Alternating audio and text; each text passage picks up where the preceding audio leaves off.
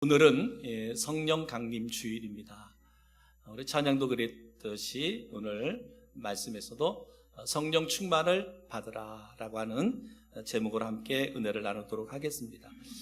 성령 강림 주일은 예수 그리스도께서 승천 이후에 제자들에게 성령이 강림한 사건을 기념하여 절기를 지키는 것이 바로 성령 강림 주일입니다. 예수님께서 승천하시면서 그들에게 주님이 약속하셨잖아요. 성령을 보내주시겠다. 그래서 그들이 주님의 약속의 말씀을 믿고 마가 다락방에서 기도할 때 성령이 불같이 임하였고, 그때를 우리가 기념해서 성령 강림주일이다 라고 말합니다. 그래서 성령 강림주일은 예수님께서 부활하신 후에 50일째 되는 날에 해당되는 것이고, 하나님의 영이 모든 인류에게 부어짐을 의미하고 있고, 우리 성도 개인이나 또한 교회 공동체 모두에게 능력, 위로, 그리고 인도, 변화를 가져왔습니다.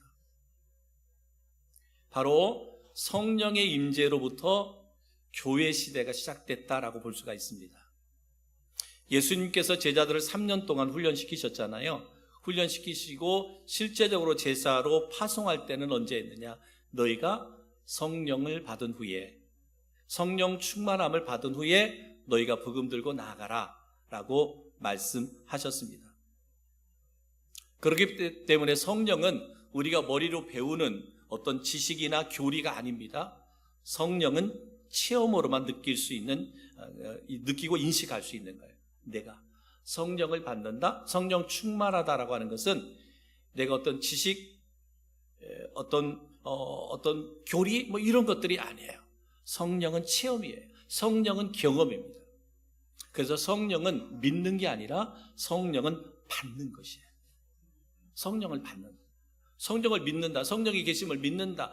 믿는 것, 성부 하나님, 성자 예수님, 성령님이 계신 걸 믿는다. 그 믿는 거 믿어야죠. 그러나 중요한 것은 뭐예요? 받아야 돼요. 성령을 받아야 돼요. 오늘 말씀처럼 성령을 충만하게 받아야 돼요. 성령을 충만하게 받아야 된다라고 하는 거죠. 그래서 예수님께서 제자들에게 사도행전 1장 5절에 보면 성령으로 침례를 받으라 이 말씀 주셨어요. 성령으로 침례를 받으라. 사도행전 2장 4절에도 보면 그들이 다 성령의 충만함을 받고 성령이 말하게 하심을 따라 다른 언어들로 말하기를 시작합니다. 성령의 침례를 받으라, 성령을 받으라는 말씀이잖아요. 근데 그들의 말씀을 따라 그들이 성령의 충만함을 받고 성령의 말하게 하심을 따라 다른 언어로 말하기 시작했다. 성령이 말하게 하심을 따라 뭐 했다는 거예요? 복음을 전했다는 거죠. 예수 복음을 전했다라고 하는 것이죠. 그래서 성령 강림의 그 오순절 성령 강림 이후에 제자들이 본격적으로 복음을 전하기 시작하는데, 사도행전 2장 21절 누구든지 주의 이름을 부르는 자는 구원을 받으리라. 누구든지 예수님을 믿는 자는 구원을 받으리라 라고 말씀했습니다. 또한 사도행전 2장 46절 47절에 보면 이렇게 말씀해요. 날마다 마음을 같이하여 성전에 모이게 힘쓰고 집에서 떡을 떼며 기쁨과 순전한 마음으로 음식을 먹고 하나님을 찬미하며 또 백성들에게 칭송을 받으니 주께서 구원받는 사람을 날마다 더하게 하시니라 그랬어요. 하나님의 영이 성도들 가운데 임할 때 그 임함을 통해서 더 많은 사람들에게 복음을 전하게 되더라. 그러니까 오순절 성령 강림을 통해서 본격적인 복음 전도가 이루어지게 됐고 교회가 시작되었다라고 말할 수 있습니다. 여러분, 신앙, 그리스도인의 신앙생활의 시작은 뭐예요? 성령이 내 안에 임하여야만 시작이 되는 거예요. 왜? 성령이 아니면 내가 죄인임을 고백할 수도 없어요. 성령이 예수 그리스도를 나의 구원자라고 고백하고 신하게 하는 것이 성령이 하시는 일이에요. 그렇기 때문에 성령을 받아야만 성도로서의 시작, 새 생명이 우리 가운데 임하였다라고 말할 수가 있습니다. 그러므로 저는 우리 성도 한 사람 한 사람 오늘 이 말씀 성령 강림 주일을 통해서 다시 한번 내 안에 하나님의 영이 임하고 또한 그 영이 내 안에 충만한지를 확인하고 또 확인할 수 있는 성도들이 되기를 주님의 이름으로 축복합니다. 그래서 우리가 성령을 받고 성령 충만한 성도들은 그러면 어떻게 살아가야 되느냐? 그리스도인들은 어떻게 살아가야 되느냐? 첫 번째는 우리는요, 능력 있는 그리스도인의 삶을 살아야 됩니다. 성령으로 충만한 성도는 능력 있는 그리스도인의 삶을 살아야 된다. 누가복음 24장 49절에 보면 볼지어다 내가 내 아버지께서 약속하신 것을 너희에게 보내리니 너희는 위로부터 능력으로 말미암아 입혀질 때까지 이 성에 머물라 하시니라 그랬습니다. 내가 내 아버지께서 약속하신 것을 너희에게 보낸다. 이것이 곧 뭐냐면 성령을 말하거든요.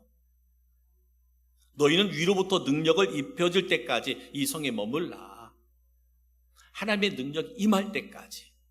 그래서 그 능력이 우리 가운데 임하면 그러면 우리가 어떻게 살아가야 되느냐? 바로 하나님께서 주시는 하나님의 백성, 하나님의 자녀에게는 반드시 하나님이 능력을 주시는데 그 능력을 주시는데 마태복음 25장에 보면 달란트 비유가 있잖아요. 달란트. 그래서 주인이 5달란트, 2달란트, 1달란트를 맡겼잖아요. 이 달란트는 무엇으로 말할 수 있냐면 은사라고 말할 수 있어요. 우리 성도 각자에게 주신 은사. 은사를 활용해서 능력 있는 삶을 살아야 된다. 하나님이 주시는 능력을, 하나님 주시는 능력을 가지고 뭐예요? 능력 있는 삶을 살아야 된다는 거예요. 이게 그리스도인이다. 제가 오늘 어린이 교회 학교 때 설교 때 잠깐 이야기했는데 그럼 능력이 뭐냐? 능력은 바로 은사라고 그랬잖아요. 은사. 지난주 목요일날 시니어들을 모시고 양화진 선교사 묘역을 갔잖아요. 거기에 보면 선교사님들 가운데는 의사 선교사님들도 있었어요. 의사 선교사님도 오셔서 의술로 치료하시고 복음을 전했는데 여러분 보십시오. 그들이 그 미국이나 영국이나 카나다에서 의사가 되기까지는 얼마나 힘들게 공부를 했겠어요. 그리고 그들은 뭐예요? 의사가 되어서 보장된 삶을 살기를 원했을 겁니다. 근데 그들은 의사가 되었을 때 자신들의 윤택한 삶을 위해서 살지 않고 하나님의 부르심을 따라 조선 땅에 왔어요. 조선 땅에. 근데 조선 땅에 왔을 때 어땠어요? 조선은 그들을 환영하지 않았어요. 서양 귀신이라고 했어요. 그래서 그들을 잡아서 옥에 가두기도 하고 때로는 죽이기도 했습니다. 근데 어땠어요? 그들은 그 의술을 가지고 와서 조선 땅에 어렵고 힘든 사람들을 치료하면서 복음을 전했어요. 그게 뭐예요? 그들에게 주신 능력이었잖아요. 의료, 기술, 이것은 의사의 면허, 이것은 뭐예요? 그들의 능력이었어요. 그 능력, 은사를 뭐예요? 활용하여 능력 있는 삶을 살았다. 그렇습니다. 사랑하는 성도 여러분, 우린 그리스도인의 각자에게 받은 바 하나님의 은사가 있어요. 그것을 능력이라고 말하는데 바로 그 은사를 활용하여 능력 있는 삶을 살아야 된다 하는 거죠. 근데 분명한 것은 이 능력이라고 하는 것은 은사라고 하는 것은 자기 혼자만이 누리는 것이 있다면 그것은 성령이 주시는 은사가 아니다라고 말할 수 있어요. 나의 유익됨을 위해서 살아가는 것은 성령이 주시는 은사가 아니다. 그러니까 말씀드린 것처럼 해외 선교사들이 여러 분류의 선교사들이 있지만 의사가 돼서 우리나라에 선교사로 왔던 분들은 자신 혼자만을 위해서 쓰지 않았잖아요. 정말 어쩌면 그때 당시 미개한 나라 조선 땅의 영혼들을 위해서 자신의 재능과 능력을 사용하신 거예요. 이것은 곧 뭐예요? 성령이 주시는 은사였다. 능력이었다. 그런데 아무리 좋은 달란트를 가졌어도 나를 위해서 쓰는다면 이것은 성령이 주시는 은사가 아니다. 성령이 주시는 은사가 아니다라고 말할 수 있습니다. 성령이 주시는 은사의 활용은 그리스도인의 당연한 권리고 의무다. 사랑하는 성도 여러분, 하나님께서 여러분에게 어떠한 은사를 주셨든 어떠한 달란트를 주셨든 그것을 가지고 주님의 영광을 위해서 이 땅에 하나님의 나라가 이루어지는 일에 귀하게 쓰임받는 우리 성도들 되기를 주님의 이름으로 축복합니다. 사도 바울은 갈라디아서 5장 16절 17절에 이렇게 말씀했어요. 내가 이르노니 너희는 성령을 따라 행하라. 그리하면 육체의 욕심을 이루지 아니하리라. 육체의 소욕은 성령을 거스리고 성령은 육체를 거스리나니 이 둘이 서로 대적함으로 너희가 원하는 것을 하지 못하게 하려 함이니라. 여러분, 내 안에는 두 마음이 싸우는 거예요. 성령의 소욕과 육체의 소욕이 싸우는 거예요. 내가 하나님의 말씀을 따라 성령의 감동하심을 따라 순종의 삶을 살려고 하면 육신의 소욕은 아니야. 네가 안 해도 다 할 수 있어. 네가 순종하지 않아, 네가 헌신하지 않아도, 네가 충성하지 않아, 네가 봉사하지 않아도 다 돼요. 할 수 있어. 그렇게 우리를 사로잡는 거죠. 사랑하는 성도 여러분, 다시 말씀드립니다. 여러분에게 어떠한 하나님이 은사 능력을 주셨던 그 능력을 잘 사용할 수 있는 우리 성도들 되기를 주의 이름으로 축복합니다. 또한 성령 충만한 사람은 어떻게 살아가느냐? 열매를 맺는다 그래요. 열매. 성령 충만한 사람은 욕심과 투기에 의한 부유와 명예를 추구하지 않습니다. 로마서 8장 12절로 13절에 보면 그러므로 형제들아 우리가 빚진 자로 돼 육신에게 져서 육신대로 살 것이 아니다. 너희가 육신대로 살면 반드시 죽을 것이로되 영으로서 몸의 행실을 죽이면 살리니 라고 말합니다. 성령 충만한 성도는 성령의 열매를 맺어야 된다라고 말합니다. 사도 바울은 로마서 4장 14장 17절에 이렇게 말합니다. 하나님의 나라는 먹는 것과 마시는 것이 아니 오직 성령 안에 있는 의와 평강과 희락이니라. 주님은 마태복음 7장 16절에 그들의 열매로 그들을 알지니 가시나무에서 포도를 또는 엉겅퀴에서 무화과를 따겠느냐. 갈라디아서 5장 22절 23절 오직 성령의 열매는 사랑과 희락과 화평과 오래 참음과 자비와 양성과 충성과 은유와 절제리 이 같은 것을 금지할 법이 없느니라 라고 말합니다. 능력 있는 그리스도인들은 성령의 열매를 맺게 돼 있다.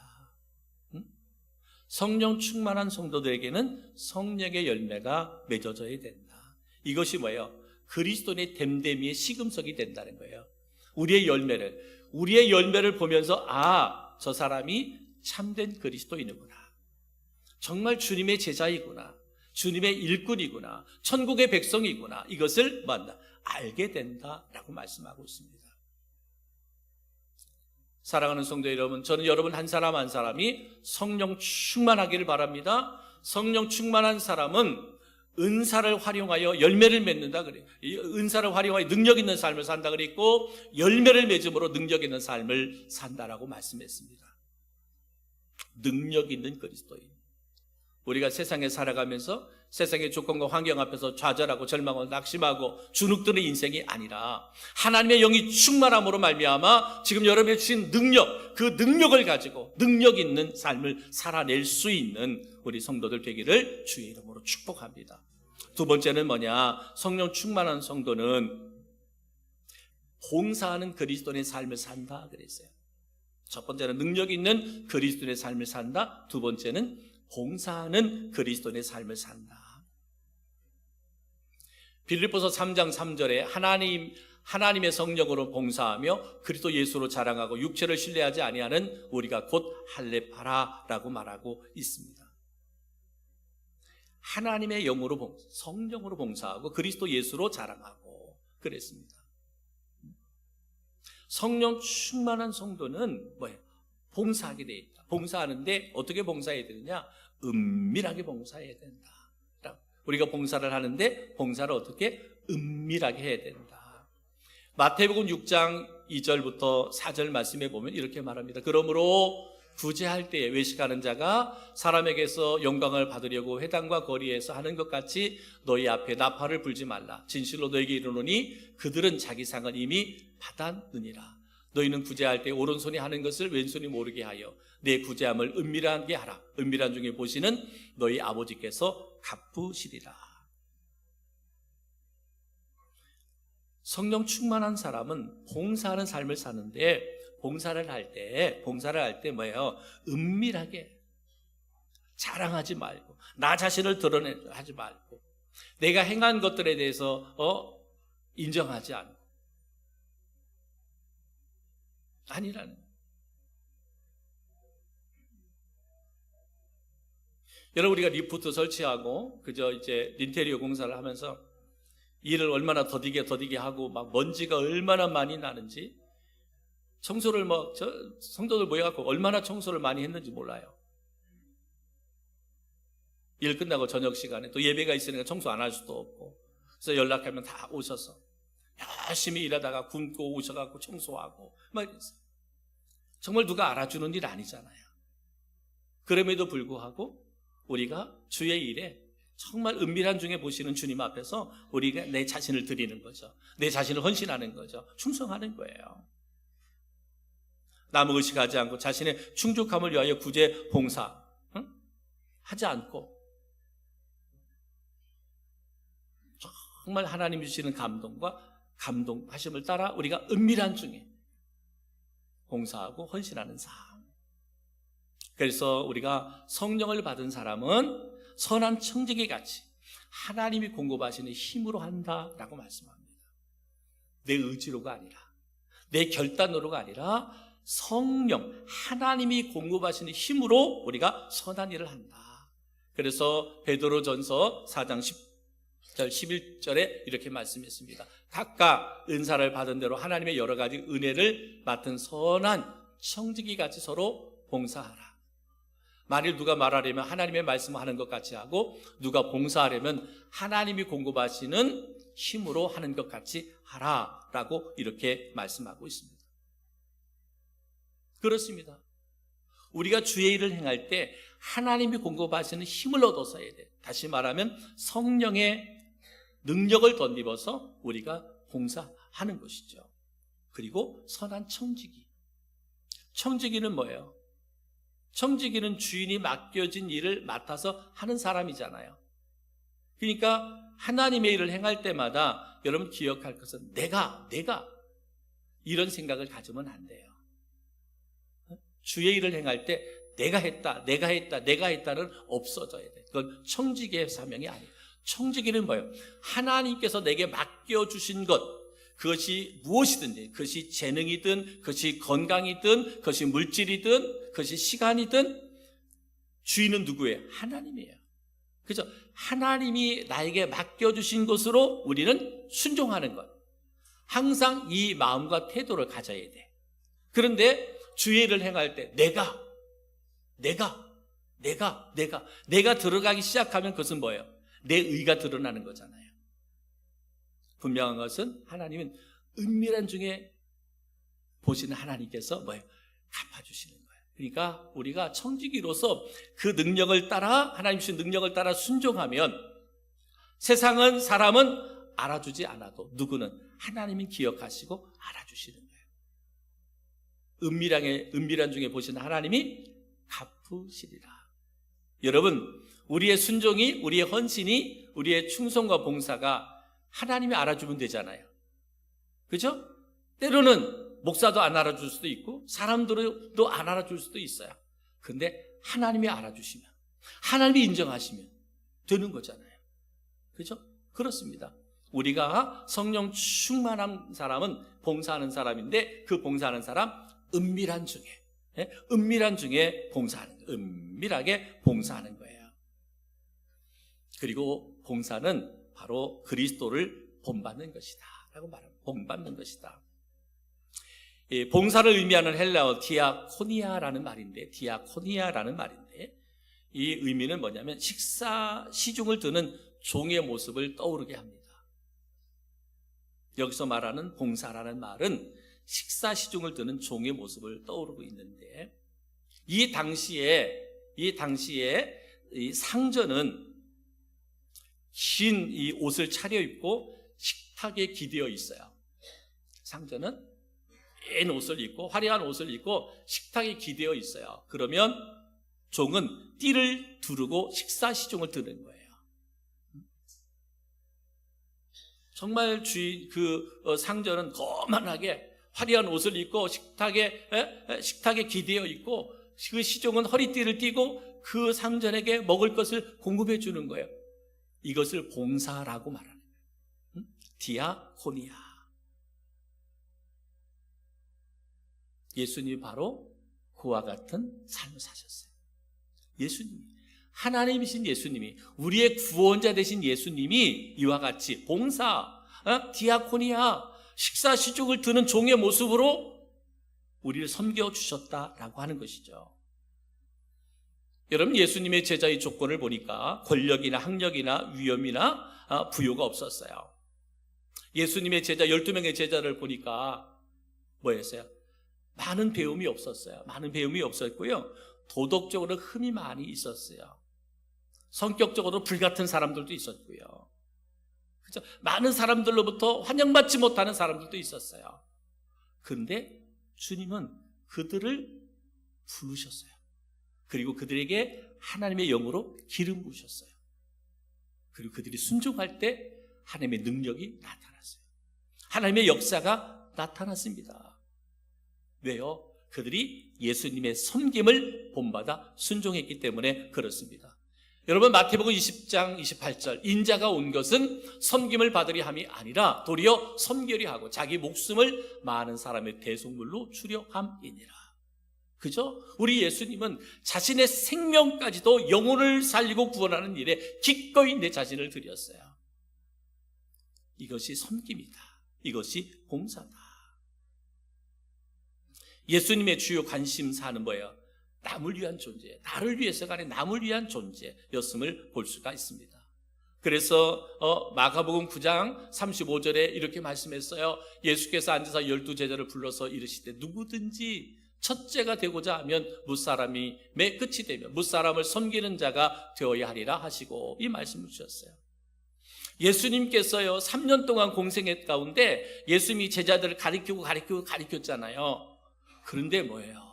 주님의 나라가 임하면 서로 하나님의, 예수님의 좌편 우편 앉게 해달라고 제자들끼리 싸우는 거예요.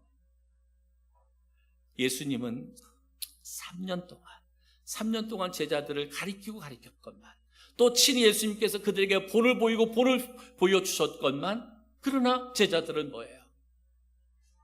서로 높은 자리에 내가 올라가려고 싸운. 그런데 제자의 조건은 뭐예요? 예수님의 주요 관심사는 뭐예요? 내가 아니잖아요. 남을 위한 존재. 남을 위한 존재. 근데 이게 언제만 가능하냐? 내 안에 성령이 충만해야만 가능해요. 성령 충만해야만 가능해요. 아무리 우리가 이 시간에 말씀을 들으면서 그렇게 하구나, 내가 그렇게 살아야 되겠다, 아무리 다짐해도 안 돼. 제자들이 3년 동안 예수님과 이렇게 교육받고 예수님과 동행하면서 참 대단하다, 예수님의 섬김 대단하다, 예수님의 봉사 대단하다, 나도 저런 예수님같이 됐으면 좋겠다, 그런 마음 안 가졌겠어요? 그런데 막상 뭐예요? 내가 높은 자리에 어떻게 하면 내가 앉을까? 내가 높은 자리에 어떻게 하면 올라갈까? 내가 중심이 되는 거잖아요. 근데 그들이 어땠어요? 나중에 하나님의 영으로, 하나님의 영이 그들 가운데 충만하게 임할 때 그 제자들은 다 어땠어요? 한 사람 한 사람이 다 순교자가 되잖아요. 예수님이 그랬던 것처럼, 예수님이 당신의 생명을 내어주셨던 것처럼 그 제자들 또한 당신의 생명을 이웃을 위해서, 영혼들을 위해서 내어줬던 순교자들이 됐습니다. 사랑하는 성도 여러분, 저는 우리 한 사람 한 사람, 우리 여러분들의 성령 충만함으로 항상 은밀한 가운데 봉사하시고 또한 예수님을 닮는 그런 봉사자들이 되어줄 수 있기를 주님의 이름으로 축복합니다. 세 번째, 성령 충만한 성도는 어떠느냐? 성령 충만한 성도는 선교하는 그리스도인의 삶을 삽니다. 선교하는 그리스도인의 삶을 산다. 베드로전서 1장 12절에 이렇게 말합니다. 이 섬긴 바가 자기를 위한 것이 아니요 너희를 위한 것임이 계시로 알게 되었으니 이것을 하늘로부터 보내신 성령을 힘입어 복음을 전하는 자들로 이제 너희에게 알릴 것이요 천사들도 살펴보기를 원하는 것이니라 라고 말합니다. 선교, 성령 충만한 사람은 선교, 다시 말하면 복음을 전하는 것, 이것이 그리스도의 삶이다. 내 안에 하나님의 영이 충만하면 어떻게 하든지 나는 복음을 전하고자 하는 그런 뜨거운 열망과 열정이 우리 가운데 타오르게 돼 있다 라고 말씀하고 있습니다. 그렇기 때문에 선교는, 우리가 복음을 전하는 것은 제한이 없어요. 지역의 제한도 없어요. 환경의 제한도 없어요. 사람의 제한도 있어서는 안 돼요. 어떠한 것도 복음을 전하는 선교하는 일에 제한이 있어서는 안 된다. 우리가 잘 아는 사도행전 1장 8절 오직 성령이 너희에게 임하시면 너희가 권능을 받고 예루살렘과 온 유다와 사마리아와 땅끝까지 이르러 내 증인이 되리라 하시니라. 수없이 많은 선교사들이 저희 나라면 선교사들이 왔겠어요? 세계 곳곳마다 선교사들이 많이 가셔서 우리나라의 선교사의 묘역이 있는 것처럼 나라마다 선교사님들의 묘역이 있습니다. 그들이 그 나라를 품고 나아가 복음을 전하다가 순교자가 된 분들, 순교가 안 됐어도 그 나라를 위해서 당신의 모든 것을 희생하신 분들이 있거든요. 그들이 어떻게 그런 삶을 살 수 있었을까? 오늘 주신 말씀, 오직 성령이 너에게 임하시면 너희가 권능을 받고 예루살렘과 온 유다와 사마리아와 땅끝까지 내 증인이 되라. 내 증인이 되라. 그 증인이 되라는 성령의 감동이 우리 가운데 임할 때 어떤 분은 이 조선 땅에, 어떤 사람은 동남아로, 어떤 사람은 아프리카로, 어떤 사람은 남미로, 그렇잖아요. 복음이 들어와진 곳곳으로 나아가 복음을 전하다가 순교자가 되기도 하고 그 나라를 위해서 열심히 일하다가 그 나라에 그냥 죽어서 그 나라에 묻힌 사람들, 선교사님들 얼마나 많은지 몰라요. 꼭 선교사가 아니라 할지라도 얼마나 많은 그리스도인들이 이와 같은 삶을 살았는지 몰라요. 그렇습니다. 우리가 선교에는 어떤 장소적, 환경적, 사람 제한이 없어요. 누구나 다 우리가 복음을 전해야 되는 그러한 전도자들이다라고 말할 수 있습니다. 선교는 제자를 삼아 가르치는 일입니다. 마태복음 28장 19절로 20절 그러므로 너희는 가서 모든 민족을 제자로 삼아 아버지와 아들과 성령의 이름으로 침례를 베풀고 내가 너에게 분부한 모든 것을 가르쳐 지키게 하라. 선교라고 하는 것이 복음만 전하는 게 아니라 그들의 질병만 치료해 주는 것이 아니라 그들을 가르쳐 제자 삼는 거예요. 제자 삼는 거예요. 이제 우리나라도 보니까 이번에 가서 설명을 듣다 보니까 선교사님들이 와서 어땠어요? 복음도 전했잖아요. 그다음에 학교도 세웠잖아요. 그리고 병원도 세웠잖아요. 그래서 육신도 치료해주고 영혼도 치료해주고 또 가르쳐서 그들에게 일꾼 제자 삼아서 이 나라의 지도자가 되게 하시고 그랬대요. 안타까운 것은 그렇게 세워진 선교사님들을 통해서 세워진 우리나라에도 학교가 참 많습니다. 중학교, 고등학교, 대학교 이런 곳이 많아요. 근데 안타까운 것은 뭐예요? 이제는 그런 선교사들이 그런 목적을 가지고 세운 학교에서도 예배를 못 드리거나 성경을 가르치지 못하게 만든 안타까운 현실이잖아요. 그게 안타까운 현실이잖아요. 그래서 우리는 그걸 기도하는 거예요. 사학법 같은 경우 있죠? 포괄적 차별금지법 속에는 사학법 같은 게 들어가는데 이 사학법은 뭐예요?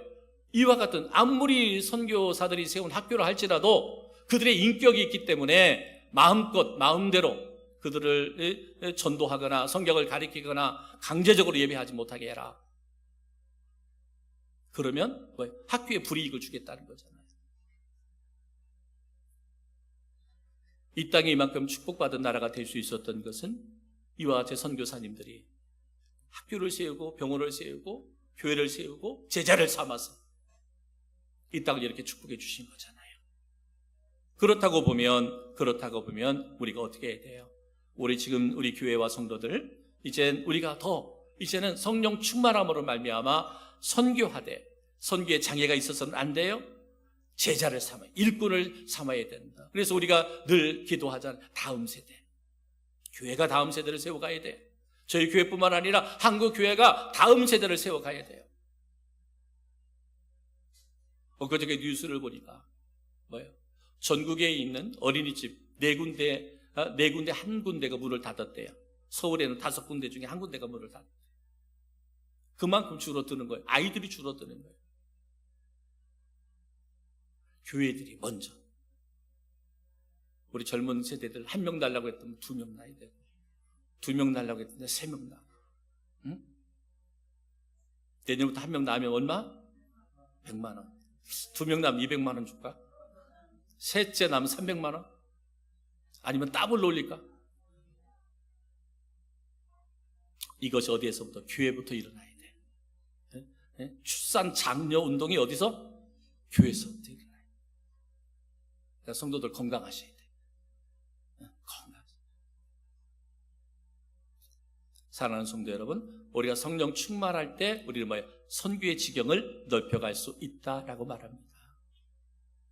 우리는 성령 충만한 성도들이 되어야 될 줄 믿습니다. 성령은 우리가 자신의 관점으로 살아가는 것이 아니라 하나님의 관점으로 살아가게 하는 거예요. 지금까지는 쉽게 말하면 지금까지는 내가 중심이 되는 삶을 살았다면 성령 충만하게 되면 성령이 내 안에서 충만하게 되면 이제는 내 관점이 아니라 하나님의 관점으로 살아가게 한다. 사는 성도 여러분, 저는 여러분에게 이와 같은 성령 충만함으로 말미암아 하나님의 관점을 가지고 세상을 바라보고 세상을 살아갈 수 있는 은혜가 있기를 주님의 이름으로 축복합니다. 자신의 의지대로 내 의지대로 신앙생활하는 것이 아니라 하나님의 뜻을 쫓아서 사명을 감당하기 위해서는 우리가 성령으로 충만해야 됩니다. 하나님이 주신 사명 감당은 내 힘과 내 능력으로 불가능합니다. 성령 충만해야만 나에게 주어진 사명을 잘 감당할 수 있어요. 그래서 성령 충만하기 위해서 우리는 기도해야 돼요. 성령 충만을 위해서 간구해야 돼요. 우리가 성령으로 충만해야 여호와의 새 힘을 얻을 수 있어요. 하나님의 새 힘을 얻을 수 있고요. 성령 충만을 받아야 우리의 삶을 새롭게 창조해낼 수 있어요. 나는 이제 살 만큼 살았고, 나는 이 땅에서 할 만큼 했고, 그래요. 근데 여러분, 내 안에 하나님의 영이 충만하면 나의 삶이 새롭게 창조되어진, 내가 어떠한 삶을 살아야 할 것인가, 이것은 나이와 상관없어요. 내 삶의 형편과 상관없어요. 나는 많이 안 배웠으니까 그거 중요하지 않아요. 하나님의 영이 충만하면 지금까지 살아왔던 내 삶에서 새로운 내 삶이 창조되어진다는 거예요. 그리고 새 힘이 우리에게 공급되어진다라고 말씀하고 있습니다.